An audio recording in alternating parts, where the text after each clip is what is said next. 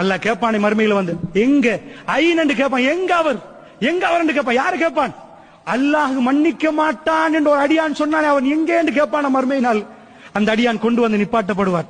இன்னொரு அடியானும் கொண்டு வருவார். முஸ்லிம்ல வரக்கூடிய செய்தி. அல்லாஹ் கேட்பானாம், என்ன உங்களுக்கு தெரியும், அல்லாஹ் தொழுகிற போற, இது முன்னாடி நடந்தது, ரசூலுல்லாஹ்க்கு முன்னாடி. அல்லாஹ் தொழ போற ஒருவரை ஒருத்தர் என்ன செய்யறாரு, வாங்கப்பா அல்லாஹ் வணங்க போங்கன்னு கூப்பிடுறாரு. அவர் சொல்றாரு, என்ன பார்க்கவா அல்லாஹ் உன்னை படைச்சான். இவர் உடனே ஒரு வார்த்தை சொல்லிட்டார், அல்லாஹ் உன்னை மன்னிக்க மாட்டான்.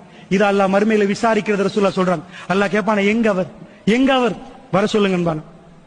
கூப்பிட்ட உடனே அல்லாஹ் கேட்பான, நான் இவரை மன்னிக்க மாட்டேன் என்று உனக்கு யாரு சொன்னது? என் அதிகாரம் உன் கையில் எப்படி கிடைச்சிச்சு? குடுவோன் நன்மை என்பானா, குடுவோன் நன்மை அவருக்கு பானரகத்தில் தூக்கி போடுவான்.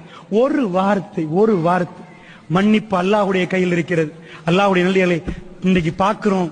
நீ நரகவாசி, நீ அப்படி, நீ இப்படி தைரியமாக முஸ்லிம்கள் பேசுறார்கள். அல்லாஹ்வுடைய நல்லியலை இது நிஃபாக், இது நயவஞ்சகம். நாக்கு பேணுதல் இல்லாட்டி இவையெல்லாம் நயவஞ்சகம்.